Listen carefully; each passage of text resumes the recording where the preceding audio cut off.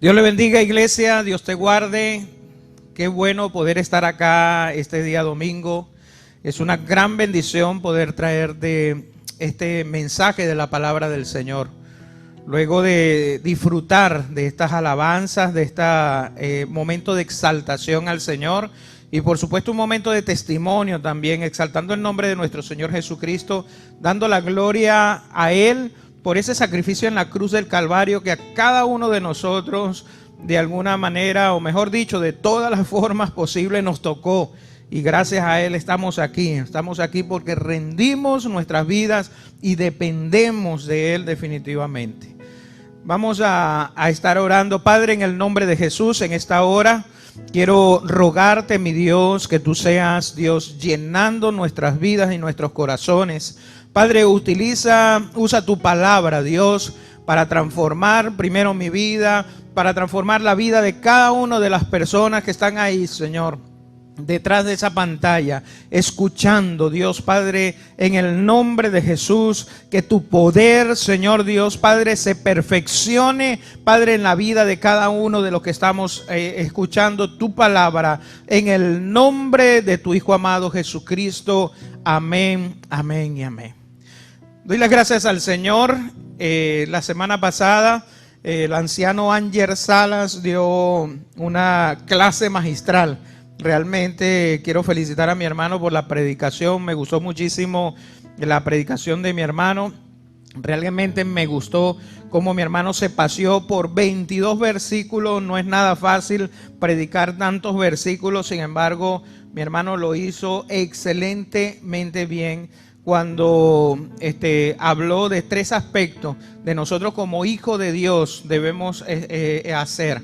Nosotros, una de las cosas importantes que nuestro hermano dijo era la necesidad de unirnos para enfrentar las circunstancias difíciles que estamos viviendo todos nosotros en este día a día. Y precisamente esa palabra del Señor sigue vigente también esta semana, la necesidad de unirnos en función a conservar no solamente la fe, sino conservar también el gozo. Yo quiero leer a partir del versículo 18, del 17, como termina el apóstol Pablo, ahí el versículo 17 del capítulo 2 de Filipenses. Quiero que me acompañes, capítulo 2 de Filipenses, versículos 17 y 18, y luego entramos al tema que me corresponde, que es del 19 en adelante. Y dice la palabra del Señor, capítulo 2, versículo 17, en el nombre del Padre, del Hijo y del Espíritu Santo. Y dice: y aunque sea derramada en libación sobre el sacrificio y servicio de vuestra fe, dice el apóstol Pablo, me gozo y regocijo con todos vosotros. Me gozo y me regocijo con todos vosotros. Y asimismo nos dice: gozaos y regocijaos también vosotros conmigo. Wow, qué tremenda palabra de ánimo. El apóstol Pablo nos lanza, nos desafía y nos dice: mira, yo sé que hay un sacrificio, yo sé que quizás muchos de ustedes están haciendo un sacrificio, pero hoy te animo, hoy te esfuerzo, hoy te impulso, te empujo a que tú mismo te goces y te regocijes también conmigo. Wow. Quizás oír a Pablo decir esto pasaría por nuestra mente que Pablo está en un lugar paradisíaco, ¿no? En una playa, quizás ahí en Puerto Francés, por ejemplo, y disfrutando de un pescado frito y una ensalada, y dice: bueno, gozaos también conmigo. Y nos imaginamos a Pablo ahí a la orilla de la playa y trayéndole una bandeja con pescado frito y ensalada y tostones. Pues déjame decirte algo. Pablo estaba sufriendo aquí la prisión en Roma.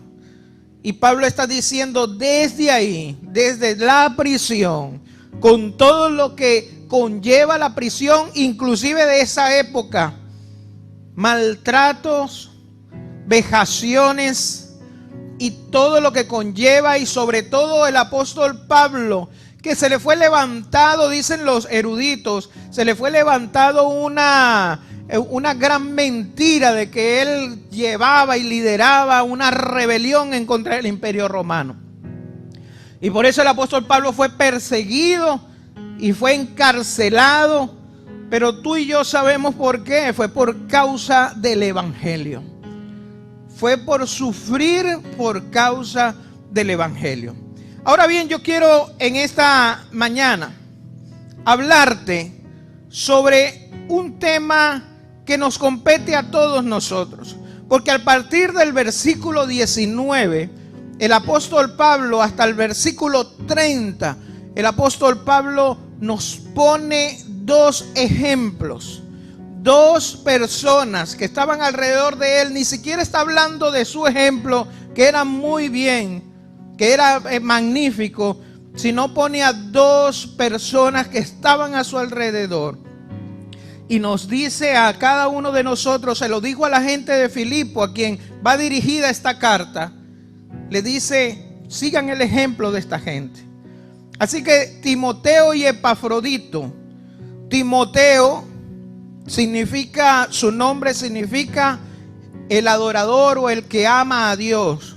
Timoteo, ¿ok? El adorador de Dios. Y Epafrodito, el hermoso hijo, significa Epafrodito. Pero vamos a ver qué de hermoso tenía Epafrodito y qué de adorador tenía Timoteo. Porque el apóstol Pablo nos invita hoy a hacer algo especial y a seguir el ejemplo de estos dos hombres. Óigame, el ejemplo marca la diferencia en todos nosotros. El ejemplo puede hacer transformaciones impresionantes en nuestras vidas. El ejemplo se da, pero el ejemplo también se recibe.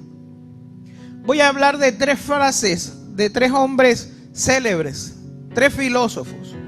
Uno, Séneca, dijo: largo es el camino de la enseñanza por medio de las teorías, breve y eficaz por medios de ejemplo. Es más fácil enseñar con el ejemplo que enseñar con teoría. La segunda frase que quiero compartirte la dijo Oliver Goldsmith. Dice: puedes dar un mejor sermón con tu vida que con tus labios.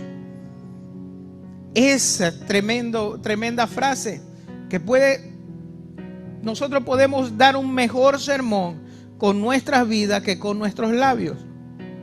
Y el más conocido de los tres, el científico Albert Einstein, dijo: dar ejemplo no es la principal manera de influir sobre los demás, es la única manera. La única manera. Y precisamente tomé esta frase de último, porque quiero hablarte precisamente sobre una teoría pedagógica.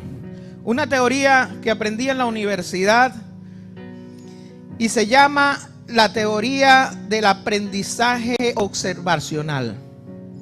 El aprendizaje observacional es, lo sacó esa teoría Albert Bandura, un psicólogo, y él describió 4 etapas de esta teoría que dan cada vez que se dan cada vez que un individuo adquiere un nuevo conocimiento, observando.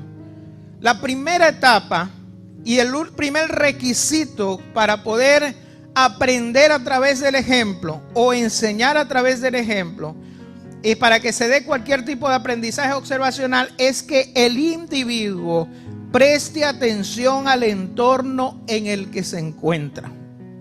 Que el individuo preste mayor atención al entorno en que se encuentra. El segundo requisito, la segunda fase de ese aprendizaje observacional tiene que ver con la memoria. En ella el aprendiz tiene que ser capaz de tanto reconocer el comportamiento, la actitud o la creencia que desea adquirir cuando la vea, como de recordarla en un futuro. Ok, entonces la segunda es la memoria, la segunda etapa. La tercera etapa del aprendizaje observacional es la capacidad de la persona de llevar a cabo las acciones que ha visto en su modelo. O sea, la iniciación o el poner en práctica lo que vio. Y la cuarta, la última, como es la etapa de cierre del aprendizaje observacional, tiene que ver con la puesta en práctica de aquellos conocimientos, no solo la acción, sino el conocimiento que se ha adquirido por sí solo, sin la compañía del modelo. Entonces tenemos 4 etapas, la repito, del aprendizaje observacional. La atención, la segunda, la memorización, la tercera, la iniciación a través del ejemplo, y la cuarta, la motivación que se da con la puesta en práctica solo de lo que estoy aprendiendo del otro. Con esto en mente, con esta teoría de aprendizaje observacional de Bandura, yo quiero que nosotros podamos indagar en la palabra del Señor. Desde el versículo 19 en adelante, el apóstol Pablo nos invita a imitar, en primer lugar, a los que sirven a los demás. Y vamos a ir a los versículos 19 al 24, en primer lugar del capítulo 2. Fíjense, el versículo 19 dice: espero en el Señor Jesús enviaros pronto a Timoteo, para que yo también esté de buen ánimo al saber de vuestro estado. Pues a ninguno tengo del mismo ánimo, y que tan sinceramente se interese por vosotros, porque todos buscan lo suyo propio, no lo que es de Cristo Jesús. Pero ya conocéis los méritos de él, de Timoteo, que como hijo a padre ha servido conmigo en el evangelio. Así que a este espero enviaros luego que yo vea cómo van mis asuntos, y confío en el Señor que yo también iré pronto a vosotros. Qué interesante. Nos habla entonces, en primer lugar, es el ejemplo cristiano digno de que Pablo nos está presentando, es el de este muchacho o este hermano joven, más joven que Pablo, llamado Timoteo, el amador, el adorador de Dios. Pablo llama la atención de una manera especial sobre 2 cualidades principales que observa en Timoteo ahí. ¿Ok? Y son 2 cualidades que debemos observar también de quienes sirven a otros y que deben ser imitadas. Observar para poder imitar. Recuerden, número 1, el que sirve a otro tiene un corazón bondadoso. Ahí lo está diciendo. Desde el versículo 19, Pablo estaba bajo arresto. Recuerden esto. Estaba en un arresto en esta ocasión. El primer arresto era domiciliario en Roma. Estaba esperando el resultado de su apelación a César. Y él podía recibir visitas, pero no tenía libertad en su casa. Tenían soldados en la puerta y no tenía mucha libertad en su casa. Entonces Pablo escribe en el versículo 19: si el Señor Jesús quiere, espero enviarle pronto a Timoteo para que los visite. Así él puede animarme y traerme noticia de cómo están ustedes. Timoteo era un pastor joven, era un ministro del Señor. Y Pablo estaba diciendo: necesito enviarlo a Filipo para que recibiera noticias sobre cómo le estaba yendo a la iglesia. Dime tú, yo creo que alguien que está preso, lo menos que le está interesando a este preso es estar pendiente de lo que le está sucediendo allá afuera. Creo que el que está preso nunca lo ha estado, gracias al Señor, y espero nunca estarlo. Pero creo que la persona que está presa está pendiente de cómo está él y cuáles son los cuidados que debe tener él. Pero el apóstol Pablo y Timoteo eran siervos del Señor, eran hombres fieles a Dios. Y fíjense que la razón por la que Pablo quería enviar a Timoteo a Filipo es porque Timoteo tenía un corazón bondadoso, como lo escribió ahí en el versículo 20 al 21. Dice algo impresionante que me llama mucho la atención. Dice: no cuento con nadie como Timoteo, quien se preocupa genuinamente por el bienestar de ustedes. Todos los demás, dice ahí, el versículo 21, solo se ocupan de sí mismo y no de lo que es importante para Jesucristo. ¡Wow! ¡Wow! ¡Qué característica tan tremenda! Timoteo realmente se preocupaba por el bienestar del pueblo de Dios y de las cosas de los negocios del Señor. Me hace recordar cuando el Señor Jesucristo tenía 13 años y estaba en ese ritual de iniciación a los 13 años y se pierde de la casa y lo consiguen en el templo. Y cuando la madre le dice al Señor, María le dice al Señor Jesús, Señor Jesús, pero ¿por qué nos hace esto? Y le dice, lo que pasa es que en los negocios de mi Padre necesito estar. Dios quiere llamar hoy la atención de tu corazón. ¿Será que nosotros estamos dando un buen ejemplo de servicio al estar pendiente de la obra de Dios y del pueblo de Dios? ¿Será que nosotros como hijos de Dios estamos haciendo caso a lo que Dios dice en su palabra? Buscad el reino de Dios y su justicia y todo lo demás vendrá por añadidura. O aún en medio de esta cuarentena donde yo creo que Dios ha tocado la puerta y el corazón de la iglesia en primer lugar. Y le ha dicho a la iglesia, nos ha dicho, échense un parado ahí. Porque muchas cosas de lo que estaban haciendo no estaban dentro de mi voluntad.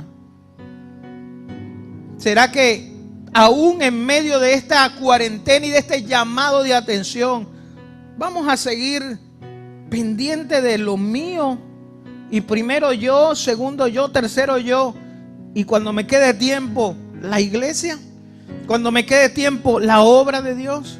Y no me vengas con esa excusa, es que primero es la familia. No me vengas con esa excusa. La Biblia dice, buscad el reino de Dios y su justicia y todo lo demás vendrá por añadidura. La Biblia no se equivoca, mi querido hermano, mi querida hermana, cuando lo plantea de esa manera. Y lo plantea de esa manera porque ese es el orden divino. Esa es la realidad de nuestras vidas. Yo sé que es fuerte. Yo sé que muchas personas le encantaría tener un borrador y borrar para siempre ese versículo de la Biblia. Y borrar este versículo también donde Pablo habla de Timoteo diciendo lo que pasa es que él se preocupa más por el pueblo de Dios que por sus propias cosas. Esta es una declaración aleccionadora, mi querido hermano. Con demasiada frecuencia nos encontramos entonces buscando nuestros propios intereses en lugar de los de Jesucristo y de su pueblo. Que Dios nos ayude, que Dios te ayude, que Dios nos ayude a todos a tener un corazón bondadoso. Jesús lo pidió así definitivamente en Mateo 16, 24 al 25. Dice, luego Jesús dijo a sus discípulos, si alguno de ustedes quiere ser mi seguidor, tiene que abandonar su manera egoísta de vivir, tomar su cruz y seguirme. Si tratas de aferrarte a la vida, dice el Señor, la perderás, pero si entregas tu vida por mi causa, la salvarás. Yo estoy diciéndote algo en esta mañana que me responsabiliza como pastor. Si tú te sueltas de ti mismo, si tú sueltas el orden de tu vida, si tú dejas de seguir dándote tus espacios y deja que Dios tome todos los espacios de tu vida, yo lo creo por fe y yo lo he visto. Dios va a sustentar tu vida, porque así como Dios sostiene las aves del cielo y viste los lirios del campo, Dios te sostendrá a ti una y otra y 1000 veces más, porque Dios no deja su palabra en el suelo. Una segunda característica que Pablo vio en Timoteo es que una persona que sirve a los demás tiene un carácter excelente. Sí, un carácter. En griego, la palabra character, carácter, es la marca. El carácter es lo que nosotros conocemos como el hierro en el campo, allá en el llano. Lo que le ponen a la vaca y la queman en la piel, ese es el carácter. ¿Cómo está tu carácter? Pablo les escribió a los filipenses en el versículo 22, dice: pero ustedes saben cómo Timoteo ha dado muestras de lo que es. Como un hijo con su padre, él le ha servido a mi lado en la predicación de la buena noticia. Mira, el carácter no es aquel que se disimula.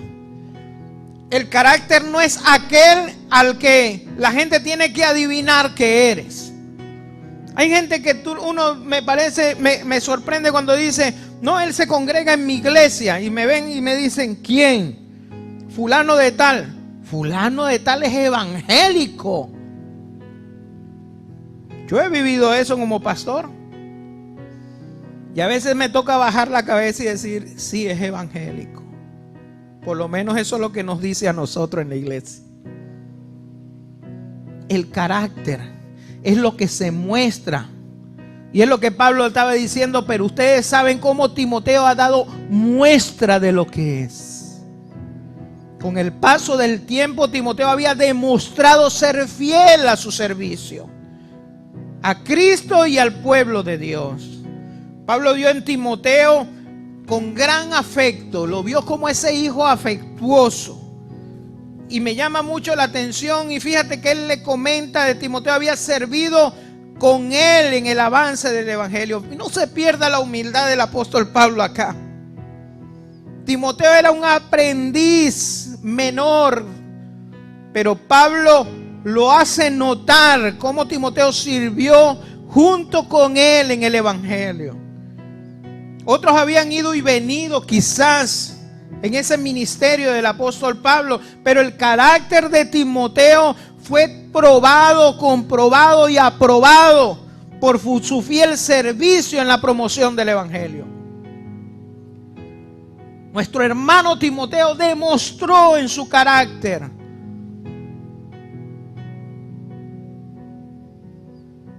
lo que lo signaba a él, lo que lo caracterizaba a él. La impronta de Timoteo era un carácter aprobado, un corazón bondadoso. Entonces Pablo dijo en el versículo 23 y 24, atención, dice: espero enviarlos a ustedes en cuanto sepa lo que me sucederá aquí, y el Señor me ha dado la confianza que yo mismo iré pronto a ver. ¿A quién más iba a enviar? Al hombre que tenía las capacidades para ir. Mire, si yo quiero darle ánimo a alguien, yo no puedo enviar a un desanimado. Si yo quiero que alguien esté sano, yo no puedo enviar a un enfermo. Y por eso es que oye esta palabra, mi querido hermano en Cristo, en el nombre de Jesús, porque quizás tú no estás desanimado, tú no estás enfermo, tú no tienes nada, pero estás ahí en tu casa, acomodado, engañado por el entorno, diciéndote: tú no puedes, métete aquí, allá afuera hay un virus, te va a comer el coco, te va a salir un fantasma en la noche y te va a dar los pies.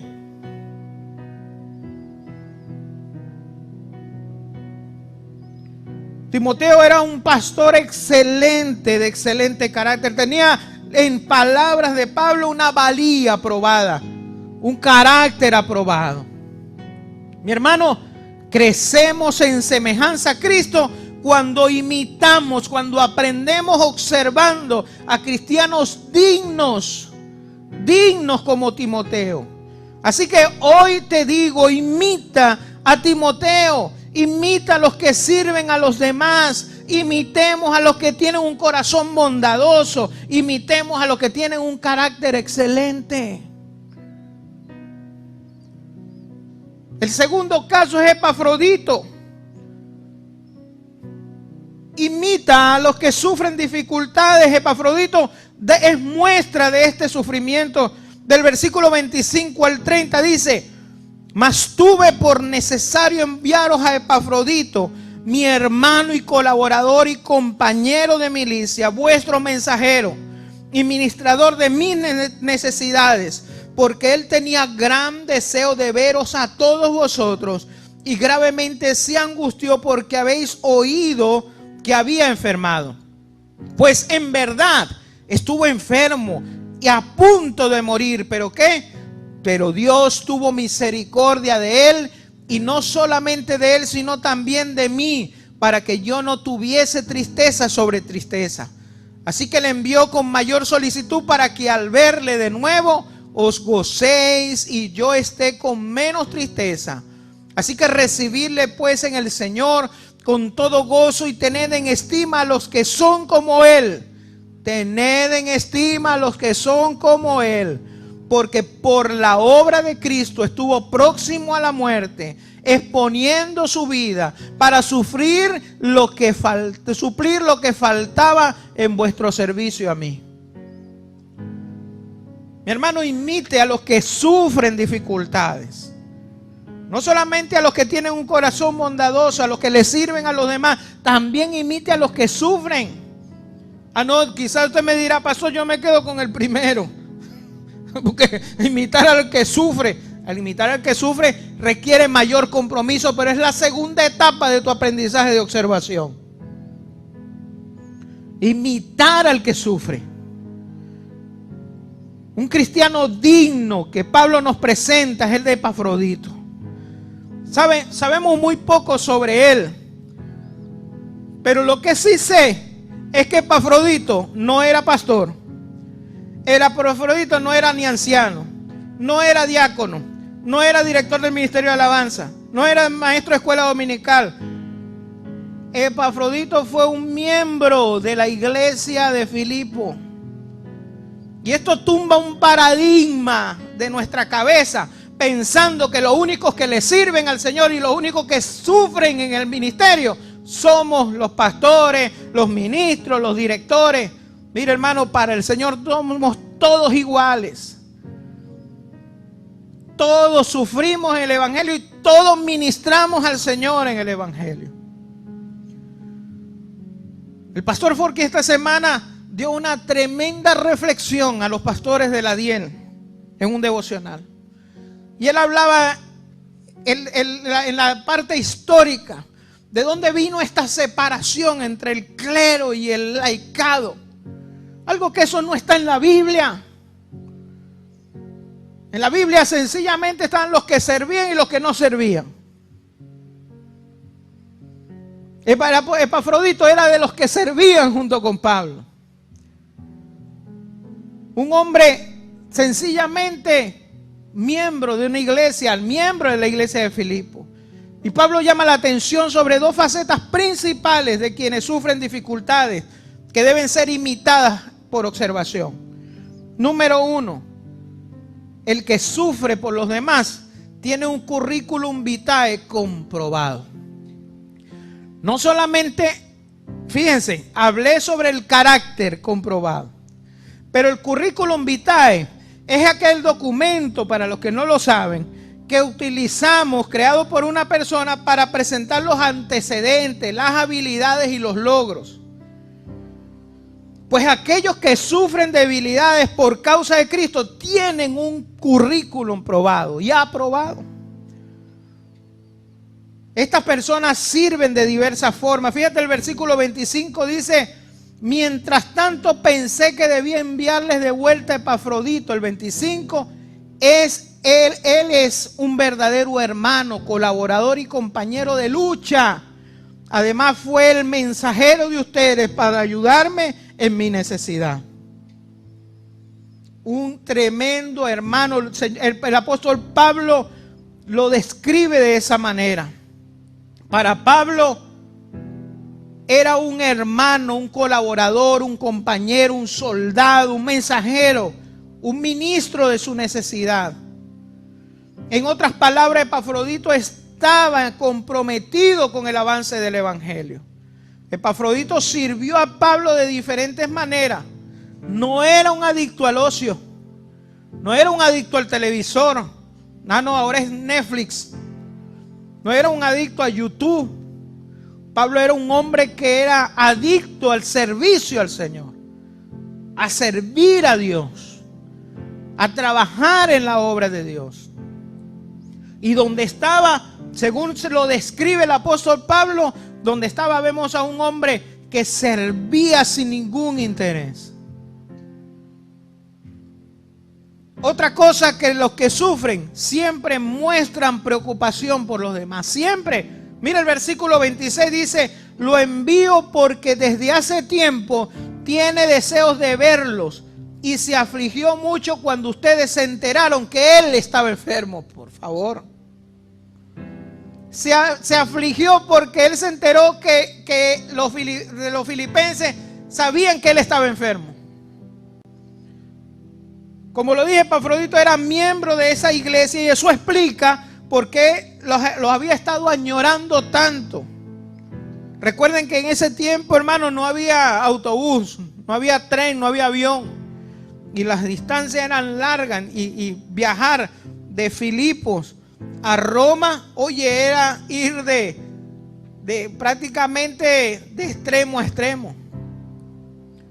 Y vemos cómo este hombre viajó a Roma a llevarle las encomiendas, las ofrendas al apóstol Pablo, que le envió la gente de Filipo. Sin embargo, en el momento en que Pablo escribió esta carta, dice que Epafrodito estaba enfermo. No sabemos exactamente lo que sufría. No sabemos qué era la enfermedad que le estaba afligiendo. Sin embargo, lo que es interesante en medio de todo esto no es que él estuviera angustiado por su propia enfermedad. Lo interesante de esto es que lo fascinante es que Epafrodito estaba angustiado porque los filipenses habían oído de que él estaba enfermo. Ese es el pensamiento de los que realmente ponen el versículo de buscar el reino de Dios y su justicia primero, y lo demás vendrá por añadidura. Esa es la actitud que Dios está buscando de hombres y mujeres hoy en medio de esta pandemia. Llegó la hora, iglesia. Te lo dije el año pasado, te lo dije hace meses. Llegó la hora de cosechar, de que Dios coseche en ti toda la palabra que ha sembrado en tu corazón. Para este tiempo te ha llamado el Señor. Para este tiempo Dios te preparó. Para este tiempo fueron tantas jaladas de orejas de tus pastores y tus líderes. Para este tiempo fueron tantas enseñanzas de primeros principios, de predicación de epístolas. Para este tiempo, mi querido hermano, para que salieras del cascarón y le sirvieras al Señor. Para que demuestre de qué está hecho y cómo está sobreedificando en la roca que es Cristo. Porque está siendo probada la obra de cada uno de nosotros. ¿Cómo has sobreedificado? ¿En paja? ¿En leña? ¿O has edificado en piedra? ¿En madera? Ahí te lo dejo a reflexión. Seamos personas preocupadas por el bienestar de los demás y el bienestar de la obra de Dios.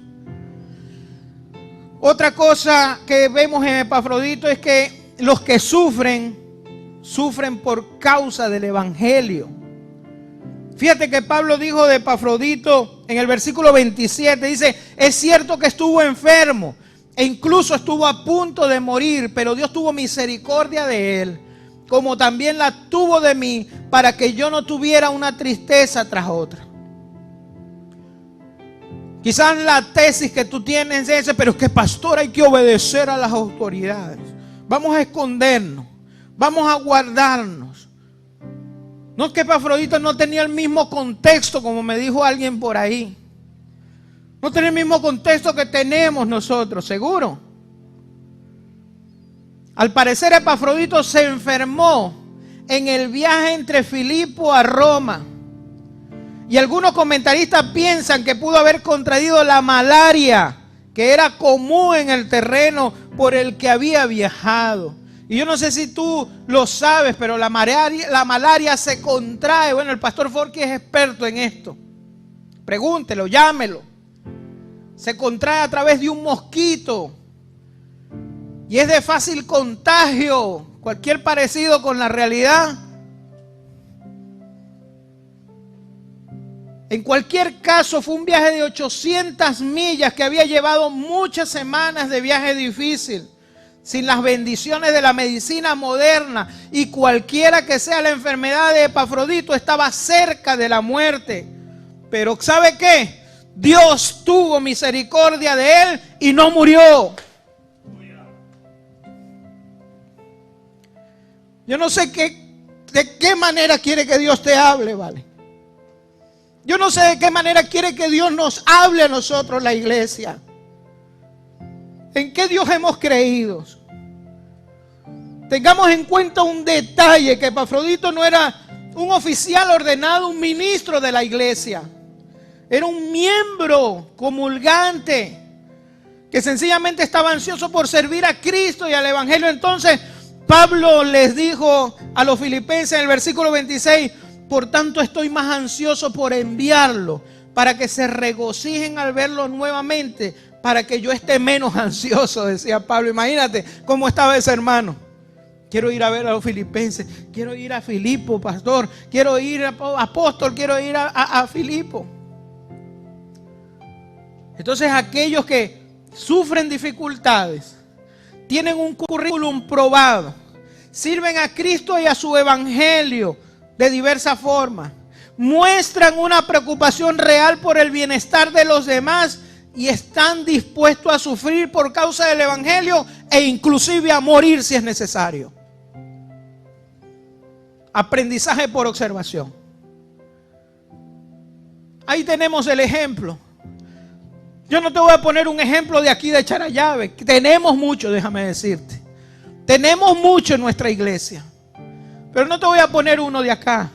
Te voy a poner el de Pablo, el de Epafrodito y el de Timoteo. Velo ahí.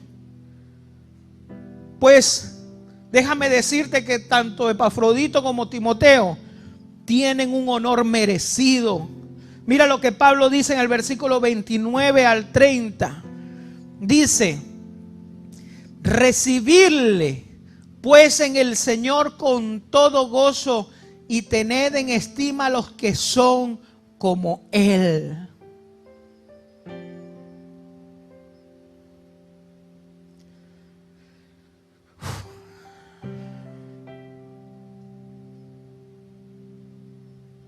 La versión Nueva Traducción Viviente dice: recíbalo con amor cristiano y mucha alegría, y denle el honor que una persona como ellos, como él, se merece.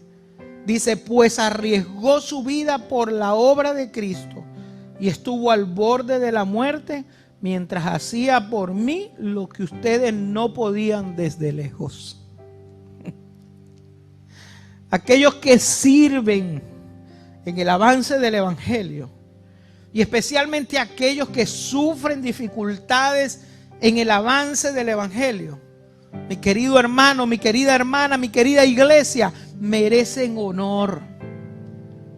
Queremos reconocer a aquellos que sirven en el avance del evangelio, y especialmente a aquellos que sufren dificultades por Cristo y su evangelio.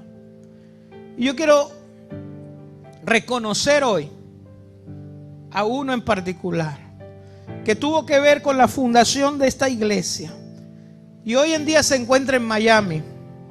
Está ancianito, el reverendo Francisco Liévano. Conversé con él el sábado pasado, y con 96 años mi hermano me dijo: pastor, fundé la Sociedad Bíblica Latinoamericana y ya la Biblia que editamos salió y la están imprimiendo. ¡Wow! Wow. Qué testimonio, qué ejemplo. 96 años, hermano. Yo me imaginé, porque tenía tiempo, así como usted, que quizás lo conoce, teníamos tiempo que no sabía de él. Y yo me imaginé que mi hermano estaba postrado en cama. No, él está sentado en su silla, en su escritorio, con su computadora, escribiendo, contactando líderes para que el evangelio se esparza. Y me dijo, y el año que viene vamos con toda fuerza para Venezuela. 96 años, hermano. A mí no me pesa tomar a Francisco Líbano de ejemplo, porque es un ejemplo. Y así como Francisco, muchos pastores que tenemos dentro de nuestra asociación y en Venezuela, en las iglesias de Venezuela. Bueno, mi hermano, después de haber analizado el concepto de imitación y la teoría del aprendizaje por observación, y Filipenses 2 del 19 al 30, te quiero dejar esto. Mantén la vista en aquellos que andan según el ejemplo de Jesucristo. El apóstol Pablo sabía que necesitamos entrenadores mientras vivimos nuestra vida cristiana, y por eso escribió a los Corintios y le dijo: sed imitadores de mí como yo soy de Cristo. 1 Corintios 11:1. Les dijo a los filipenses dos cristianos, le dio a conocer dos cristianos dignos más para imitar: Timoteo y Epafrodito, el adorador de Dios y el hermoso. Mi querido hermano, mi querido amigo, mantenga la vista puesta en aquellos que caminan según el ejemplo de Cristo, en el nombre de Jesús. Ahí donde estás, inclina tu rostro. En el nombre de Jesucristo. Padre, yo sé, Señor, tú conoces nuestras vidas, conoces nuestros corazones. Señor, y en esta hora, como sacerdote de este pueblo, Señor, quiero poner el corazón de mis hermanos en tu mano. Porque muchos, Señor Dios, no están haciendo tu obra no porque ellos no quieran, sino porque están atemorizados. No porque ellos no quieran, sino porque no saben cómo hacerlo, ni han buscado la forma para hacerlo. Padre, te ruego en el nombre de Jesús que el fuego, la pasión que pusiste en Epafrodito, en Timoteo, en Pablo, lo pongas en el corazón de mis hermanos, de cada joven, de cada jovencita, de cada mujer adulta, de cada hombre adulto, en el nombre de Jesús. Padre, úsanos como tu iglesia. Te lo rogamos en el nombre de tu Hijo amado, Jesucristo. Amén, amén y amén. Dios te bendiga, iglesia. Dios te guarde. Hay mucho que hacer. No desmayes en el nombre de Jesús. Dios te bendiga.